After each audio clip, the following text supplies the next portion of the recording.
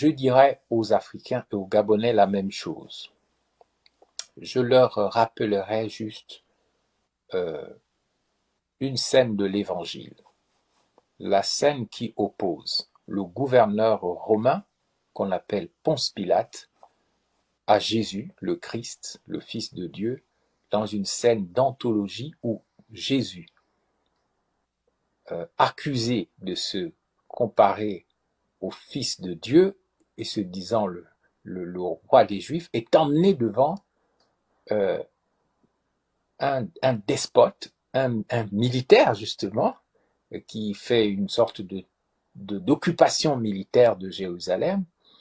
Et Pilate demande à Jésus, pourquoi t'ont-ils emmené devant moi? Moi, je peux te faire libérer si tu me dis qui tu es. Et Jésus lui répond, comprend que Pilate, c'est un possédé. Il est possédé par les entités de la violence, les entités militaires. Il est là pour essayer de le terroriser, de lui faire peur, parce qu'il a la puissance militaire, la puissance de Barkhane, la puissance de l'Africom, la puissance des Russes, la puissance des Chinois. Lui, il n'est que dans la position du Bantou ou la position de l'Africain, c'est-à-dire il n'a rien.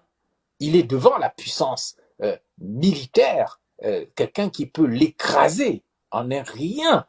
S'il le décide sur le champ, il peut le faire crucifier. Et d'ailleurs, Pilate, il dit à Jésus, bon, moi j'ai même le pouvoir de libérer quelqu'un une fois par an. Écoute, j'ai le choix entre toi et un terroriste qui s'appelle Barabbas.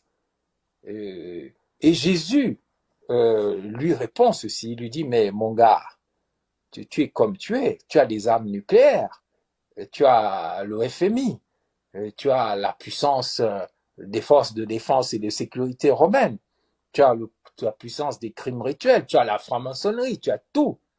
Mais Jésus lui dit, tu n'as aucun pouvoir sur moi. Tu n'as de pouvoir que celui que Dieu t'a donné. Parce que ton pouvoir, il ne dure qu'un instant. Quand tu vas mourir, quand tu auras un AVC, quand tu seras emporté, tu seras enfermé dans une petite boîte et tu n'emmèneras pas ton argent, ton or, tes diamants, tes milliards, tes euros, tes dollars. Donc tu n'as aucun pouvoir sur moi.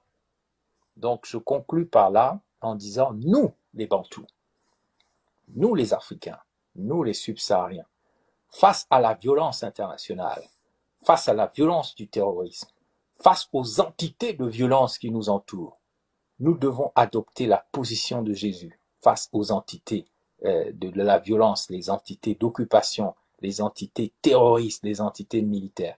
Ne croyez pas que l'armée française, l'armée américaine, l'armée russe, l'armée chinoise, que c'est ça qui va nous sauver. Ce qui va nous sauver, c'est notre capacité de résister à la peur, de résister à l'intimidation. Ils n'auraient pas de pouvoir sur nous si la providence ne leur permettait pas d'avoir ce pouvoir sur nous. Et Dieu sait pourquoi il leur laisse le temps d'avoir ce pouvoir sur nous. Mais aucune civilisation n'est permanente, n'est éternelle. Donc moi, j'appelle les Gabonais et les Africains à sortir d'une sorte d'indigénat, de comportement ridicule, de raseur des murs pour aller supplier les Romains, les Pilates. Vous tremblez devant eux, s'il vous plaît, Mbwana, oh maître, oh grand maître de la loge, oh toi le grand général, tu as des bombes nucléaires, s'il te plaît, donne-moi le pouvoir, je ne suis qu'un nègre, pardon, donne-moi le pouvoir. Non, moi je suis, et c'est mon dernier mot, dans la position christique et de Jésus qui consiste à dire, moi, je suis un homme. C'est ce que Bantou, ça veut dire je suis un être humain, je suis un homme par opposition aux entités. Voilà pourquoi, et c'est mon dernier mot, Pilate, émerveillé par la position de Jésus, s'est écrié devant Jésus, Ecce homo, Ecce homo, c'est une expression latine qui veut dire, oh, voici l'homme, voici le prototype de l'homme nouveau, de l'homme d'après, de l'homme. Voilà pourquoi le pape Jean-Paul II a écrit une lettre encyclique quand il est devenu pape qui s'appelait Redemptor hominis, le rédempteur de l'homme, le sauveur du Bantou, le sauveur de l'humain. Donc l'Afrique doit maintenant comprendre son destin dans ce monde, c'est de défendre une certaine idée de l'humanité qui s'oppose aux entités. Qui s'oppose aux entités. Voilà pourquoi, dans ma position politique, je ne suis pas compris au Gabon, mais moi, je suis un intellectuel, un philosophe. J'ai déjà au moins 2 ou 3 livres qui sont prêts à être publiés. J'attends le moment favorable pour défendre ma pensée et ma philosophie, qui est la philosophie de l'humanité, la philosophie du Bantou. Et donc, j'appelle les Bantous et les Subsahariens à élever leurs idées au-dessus des simples préoccupations matérielles. Les gens pensent au Gabon, même dans l'opposition, que être libéré, c'est aller boire la régab, courir les femmes, avoir l'argent. Mais ça, c'est pas une libération. La vraie libération, c'est la libération des entités de violence et toute forme d'entité qui nous empêchent d'être humains et qui font de nous des monstres. On a beau être opposant, c'est pas un label de qualité. On a beau être du pouvoir, on n'est pas maudit pour autant.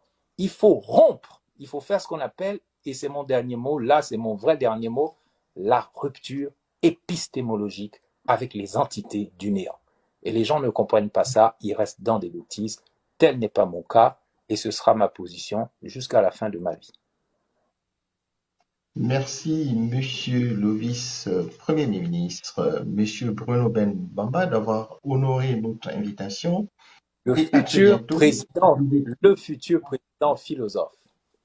Vous étiez en direct donc sur les radios d'Enigma, émettant depuis Chicago aux États-Unis et Afrique 2050.